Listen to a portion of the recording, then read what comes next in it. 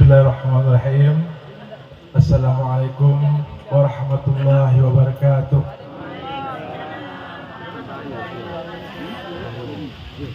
Orangnya sedemikian ramai, tapi yang jawab salam saya kayak suara semut.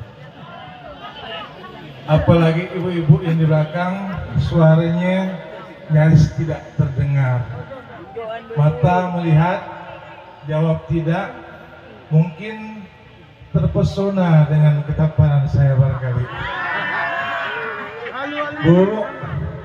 Bu, saya kasih bantuan boleh ke Bu? Tapi jangan lupa jawab cakepnya ya. Lupa melati menebar wangi, harum baunya menusuk di hati. Bagi ibu-ibu yang tadi menjawab salam dari kami doakan mudah-mudahan murah rezeki dan bisa pergi naik haji dan bisa jalan-jalan ke luar negeri. Mentari datang bersinar lagi, kuatlah cakep. Mentari datang bersinar lagi, bulan terbelah di saat pagi. Bagi ibu-ibu yang tadi tidak menjawab salam dari kami doakan mudah-mudahan suaminya kawin lagi. Bu, ibu, jawab yang kompak salam saya Bu ya. Assalamualaikum warahmatullahi wabarakatuh. Waalaikumsalam warahmatullahi wabarakatuh. Takut kali laki kawin lagi.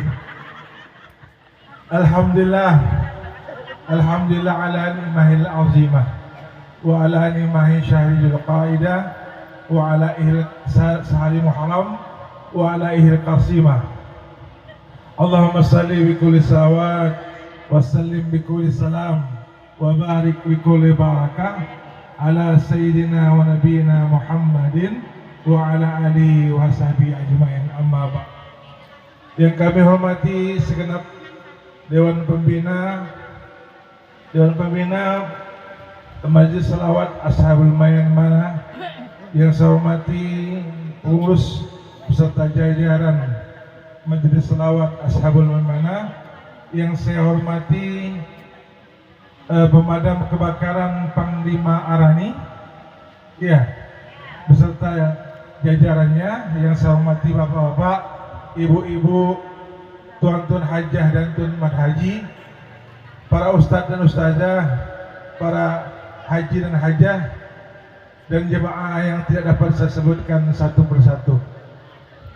Bersyukur marilah kita panjatkan kehadiran Allah Subhanahu wa taala, karena dengan limpahan rahmat dan nikmat dari Allah kita masih diringankan langkah kaki kita oleh Allah untuk menghadiri majelis yang penuh barakah, yakni majelis salawat Ashabul Maimanah. Mohon maaf kalau saya ceramah agak kurang pas kata-katanya, karena saya ini baru habis sakit, jadi sakit jantung, jadi kalimat-kalimat dan ingatan-ingatan saya ini banyak lupa. Jadi mohon maaf kalau ada kata banyak kalimat-kalimat yang lupa. Bapak Ibu sekalian, berkenaan dengan selawat. Selawat ini adalah amal ibadah yang luar biasa. Allah perintahkan kita untuk sholat. Allah sendiri tidak sholat karena Allah memang tidak perlu untuk sholat. Allah Subhanahu wa taala perintahkan kita berpuasa. Allah sendiri tidak berpuasa karena Allah memang tidak perlu untuk berpuasa. Demikian juga manakala Allah perintahkan kita untuk berzakat, Allah perintahkan kita untuk menunaikan ibadah haji, Allah sendiri tidak berzakat dan Allah sendiri tidak menunaikan ibadah haji karena Allah memang tidak perlu untuk berzakat. Allah pun tidak perlu untuk menunaikan ibadah haji. Tetapi sebagaimana dikatakan oleh perwakilan dari pemadam kebakaran Panglima Arani, manakala Allah menyuruh kita berselawat, Allah telah lebih dahulu berselawat kepada kita. Bahkan tidak hanya Allah, melainkan malaikat-malaikat Allah. Hal ini termaktub di dalam surah Al-Ahzab ayat 56. A'udzubillahi as-sami'il 'alim. Bismillahirrahmanirrahim. Innallaha wa malaikatahu yusalluna 'alan nabi ya ayyuhalladzina amanu sallu 'alaihi wa sallimu taslima. Innallah inna harfu taukidin wa nasbin. Kalau ada kata-kata yang mengatakan khairul kaimun, si Hairul itu berdiri, maka ini kalimat yang biasa atau kata-kata yang biasa.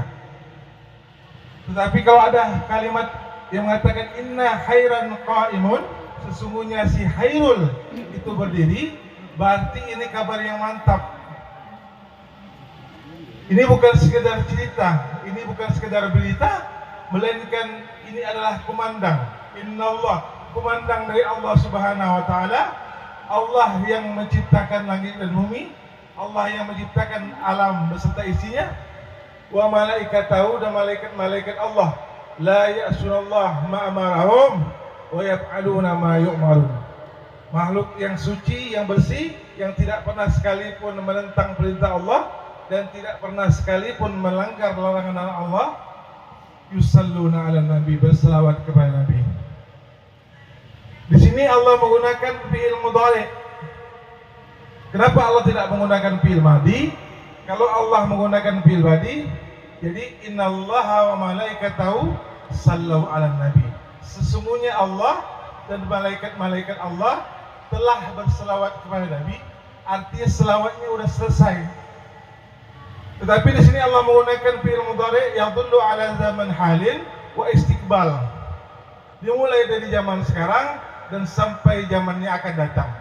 Innallaha wa malaikatahu, sesungguhnya Allah dan malaikat-malaikat Allah, yusallu, senantiasa, ma'alan nabi, yusallu, senantiasa, selalu tidak terputus, selama-lamanya mengaturkan salawat dan salamnya kepada Nabi kita Muhammad SAW. Allah berselawat kepada Nabi. Bagaimana selawatnya Allah? Apakah sama selawatnya Allah dengan selawatnya kita? Selawatnya Allah kepada Nabi, rahmatuhu al-makruna bita'zim lahu. Rahmat Allah dengan senantiasa mengagungkan nama Nabi kita Muhammad SAW. Kalau ada orang yang taat kepada presiden, orang hormat kepada presiden, itu adalah hal yang biasa. Tapi kalau presiden yang hormat kepada salah satu rakyat, berarti rakyat ini adalah yang luar biasa. Hamba taat kepada Allah adalah hal yang biasa. Tetapi kalau Allah taat Allah mencintai seorang hamba, berarti ini adalah pilihan. Gitulah Allah berselawat kepada Nabi dengan selalu mengagungkan nama Nabi kita Muhammad SAW. Wa malaikatahu, dan malaikat-malaikat Allah. Bagaimana selawatnya malaikat? Selawatnya malaikat adalah al-istighfar lahu, dengan selalu memohonkan ampunan kepada Allah untuk Nabi kita Muhammad SAW. Mohonkan ampunan. Apakah Nabi banyak dosanya? Tidak, Nabi tidak pernah berdosa, dan kalaupun Nabi berdosa, saya sudah diampunkan oleh Allah Subhanahu wa taala. Lalu apa perlunya malaikat tadi berselawat kepada Nabi dengan beristighfar kepada Allah?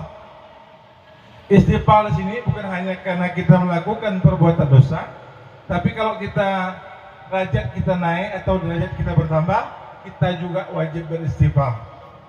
Satu contoh, ada orang tadinya tidak sholat, kemudian dia sholat, dia beristighfar, astagfirullah. Ya, kemarin kenapa dia tidak sholat? Hari ini dia sholat pakai baju kaos, pakai celana jin. Besoknya dia sholat pakai baju koko, pakai kain, pakai kopiah. Dipikirkan sholatnya kemarin, kenapa anak sholat kayak orang pergi ke pasar? Kenapa anak sholat kayak orang pergi ke kebun? Astagfirullah, beristighfar. Kenapa? Derajatnya naik. Hari ini dia sholat, besoknya dia sholat pakai siwak. Dipikirkan sholat yang kemarin, kenapa anak sholat tidak pakai siwak? Padahal sholat pakai dengan siwak, 2 rakaat sholat memakai siwak lebih utama daripada 70 rakaat sholat yang tanpa siwak. Hari ini dia sholat pakai siwak, tapi tidak berjemaah. Besoknya dia berjemaah. Dipikiri sholat yang kemarin, kenapa anak sholat tidak jemaah? Padahal kalau sholat berjemaah itu kan keutamaannya 27 derajat orang yang sholat tanpa jemaah.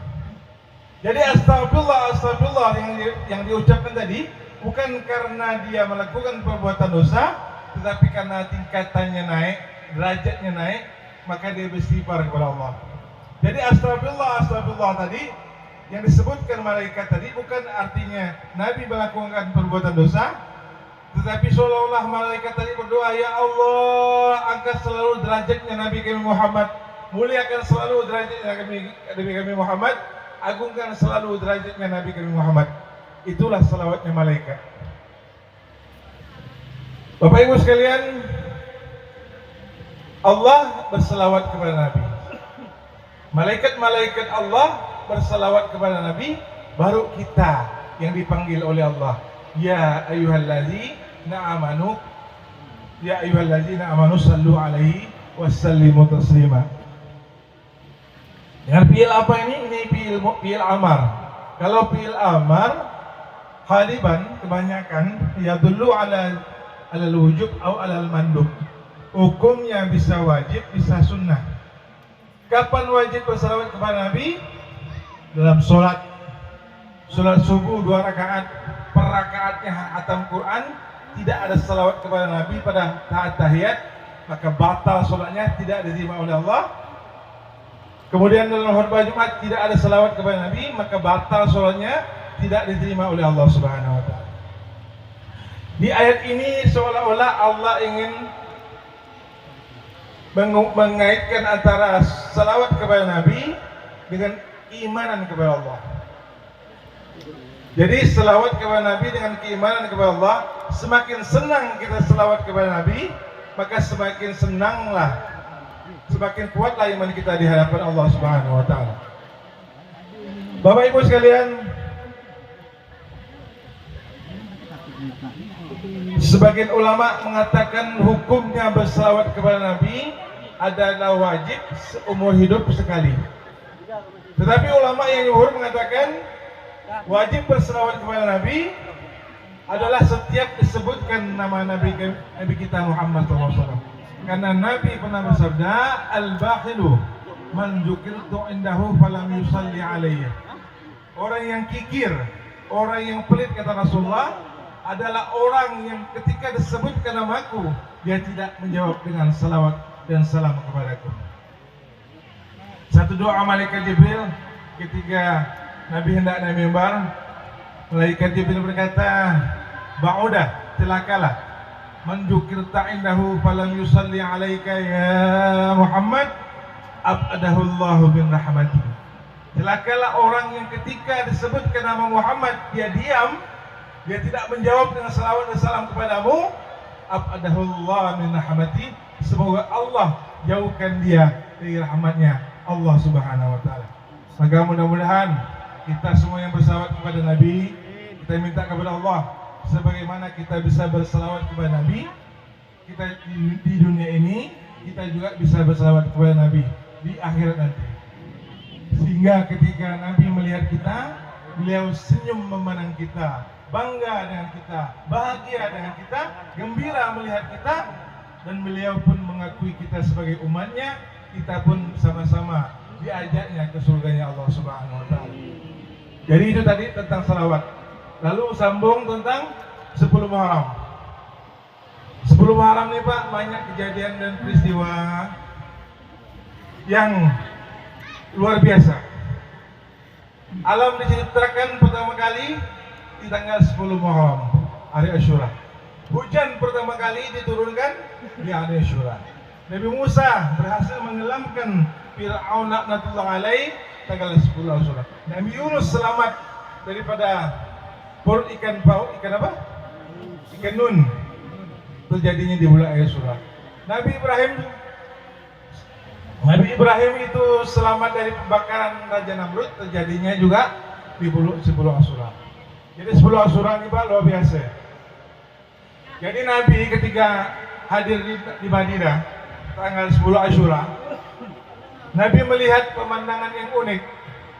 Beliau melihat orang anak-anak, remaja, orang tua, dewasa sampai orang tua gembira. Gembira luar biasa, senang luar biasa, sampai mereka ada yang berpuasa. Nabi bertanya, kenapa kalian berpuasa di hari ini? Kenapa kalian begitu gembiranya di hari ini? Kenapa hari ini macam hari raya bagi kalian? Maka Yahudi itu mengatakan, bagaimana kami tidak bahagia? Bagaimana kami tidak gembira ya Muhammad? Karena hari ini dengan izin Allah Subhanahu wa taala, Nabi kami Musa alaihissalam berhasil menenggelamkan Fir'aun laknatullah alaihi di Lautan Merah. Maka Nabi mengatakan kepada orang Yahudi tadi, nahnu ahaqqu minkum bi Musa. Kami, kata Nabi, umat Islam lebih berhak daripada kalian terhadap Nabi Musa. Maka Nabi mengumpulkan sahabat-sahabat. Nabi berpidato, lain baqitu bikabilillah, apabila umurku panjang tahun depan, aku akan berpuasa, kata Nabi, as-sumanat tasik, aku akan berpuasa dimulai tanggal 9, supaya menselisih orang Yahudi. Kalau Yahudi kan tanggal 10 ya. Nah, jadi supaya menselisih orang Yahudi, as-sumanat tasik, aku akan berpuasa di hari ke-9. Hari ke-9 atau hari ke-9 ke-10, 10 atau 11. Tapi inilah yang namanya sunnah hamniyah.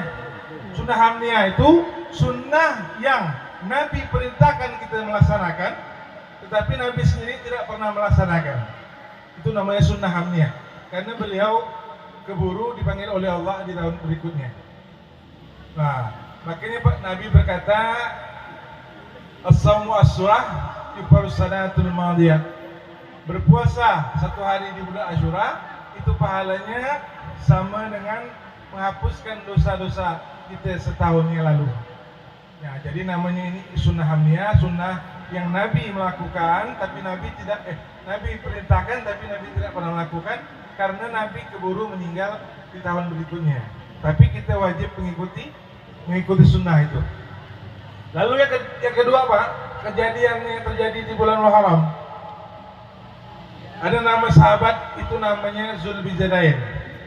Kenal apa? Hah? Kenal? Sahabat Zulbijadain. Jadi ini sahabat Zulbijadain, hatinya sangat terpaut dengan Rasulullah. Hatinya sangat terpaut dengan Rasulullah, cinta benar dengan Rasulullah. Maka dia ketika mendengar Rasulullah itu hijrah dari Makkah ke Madinah, bergetar hati Zulbijadain. Dia ingin segera menyusul Nabi Muhammad di Madinah. Tetapi keberangkatan Zulbijadain ke Madinah ini didengar oleh orang-orang kampungnya, Pak. Makanya orang-orang kampungnya berkumpul. Orang-orang kampungnya berkata kepada Zulbijadain, ya Zulbijadain, kau langkahi dulu mayat kami, atau kami yang akan melangkahi mayat kamu, baru boleh kau tinggalkan rumahmu untuk menyusul Muhammad SAW. Mendengar hal itu, Zulbijadain melakukan negosiasi, lalu berkata kepada orang kampungnya, wahai orang kampungku, silakan kalian ambil rumahku, silakan kalian ambil hartaku, asalkan kalian izinkan aku bertemu dengan kekasihku Muhammad SAW. Maka diizinkanlah Zulbijadain dengan anak-anaknya dan kerabatnya pergi ke Madinah. Tapi sampai di padang pasir, ternyata Zulbijadain mendapat halangan lagi. Di padang pasir ada perompak padang pasir. Lalu dengan perkataan yang sama mengatakan, Zulbijadain, silakan engkau langkahi dulu mayat kami, atau kami akan melangkahi mayat kamu, baru boleh kau menyusul Muhammad SAW.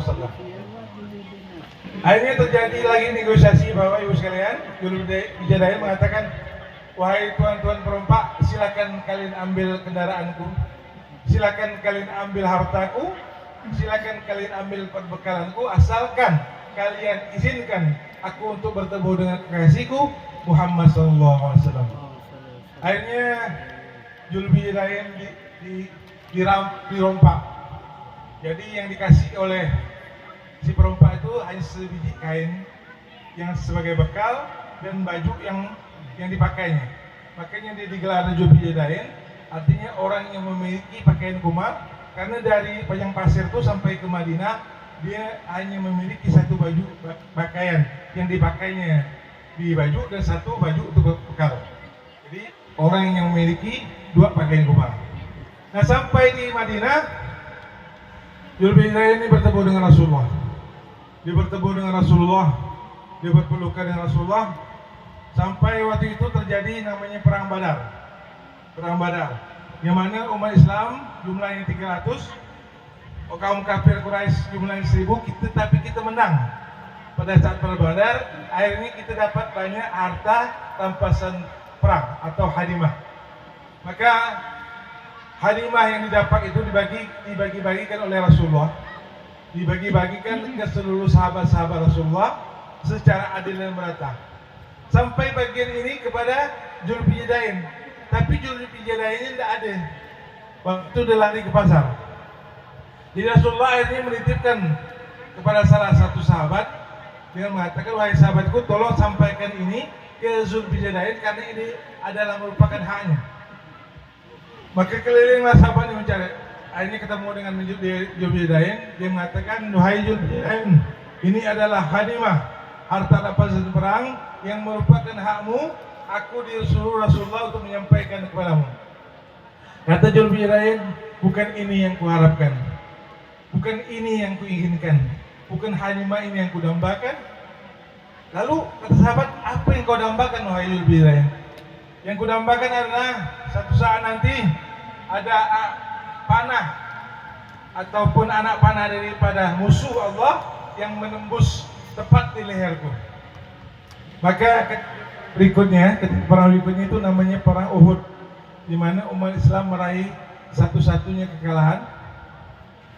Sehingga pada perang Uhud itu tepat ada anak panah musuh Allah yang tepat menembus leher Zulhijjain. Masya Allah. Jadi gugurlah Zulhijjain ini di hadapan Allah Subhanahu Wa Taala. Sini yang luar biasanya, Mak. Rasulullah sendiri yang mengangkat jasad Zulhijjain. Rasulullah sendiri yang menggali kuburan Zulhijjain, dan Rasulullah sendiri yang mengkuburkan Zulhijjain. Rasulullah sendiri yang meratakan kuburan Zulhijjain. Lalu muncullah satu doa yang luar biasa, yang mana doa ini tidak pernah diucapkan Rasulullah sebelum kematian daripada saudaranya Zulhijjain. Apa doa yang diucapkan Rasulullah? Rasulullah berdoa, Allahumma rda anhu fa inni amsaitu radin. Ya Allah, ridailah orang ini. Ridailah orang ini karena aku nabimu, kata Rasulullah, aku kekasihmu, kata Rasulullah, sangat-sangat ridha kepada. Maka doa ini yang terpopuler, yang ingin sahabat-sahabat yang lain minta didoakan dengan doa yang sama dengan Rasulullah. Baiklah Bapak Ibu sekalian, karena waktu yang diberikan oleh Ustaz Lazami tidak begitu lama, jadi dua pelajaran ini, jadi satu pelajaran tentang salawat, kedua pelajaran tentang Muharram, 10 Muharram alias Asyura. Kita minta kepada Allah, bila kita pulang dari majlis ini, kecuali dosa-dosa kita semua telah dihapuskan oleh Allah Subhanahu Wa Taala. Bila kita pulang dari majlis ini, kecuali kita semua yang hadir dan keluarga yang kita tinggalkan di rumah, apakah anak kita, apakah orang tua kita, semuanya dijamin oleh Allah masuk ke dalam surganya Allah Subhanahu Wa Taala. Dan tidaklah kita pulang dari majlis ini kecuali segala penyakit-penyakit kita, apakah penyakit lahir, lebih lagi penyakit batin, semuanya dicabut oleh Allah. Allah cabut segala keburukan yang ada di dalam diri kita, apakah itu dengki, ujub, sum'ah, khianat, dan seterusnya, untuk Allah ganti dengan sifat-sifat yang baik, sifat-sifat yang mudah. Allah lindungi diri kita, Allah lindungi anak keturunan kita, Allah lindungi anak cucu kita dari dunia sampai akhirat. Allah selamatkan kita, selamatkan anak cucu kita dari dunia sampai akhirat. Allah kabulkan doa kita, Allah sampaikan hajat kita dari dunia sampai akhirat. Baiklah Bapak Ibu yang benar dari Allah Subhanahu Wa Taala, yang salah adalah kesalahan saya pribadi. Sekali lagi saya mohon maaf tadi kalau ada kata-kata saya ini yang tersasul atau lidah saya yang terbelit-belit. Saya mohon maaf. Yang benar dari Allah, yang salah adalah kesalahan saya pribadi. Yang benar tolong dimanfaat, yang tidak benar saya minta maaf. Saya akhiri usikum wa nafsi bitaqwallah. Wassalamualaikum warahmatullahi wabarakatuh. Waalaikumsalam warahmatullahi wabarakatuh.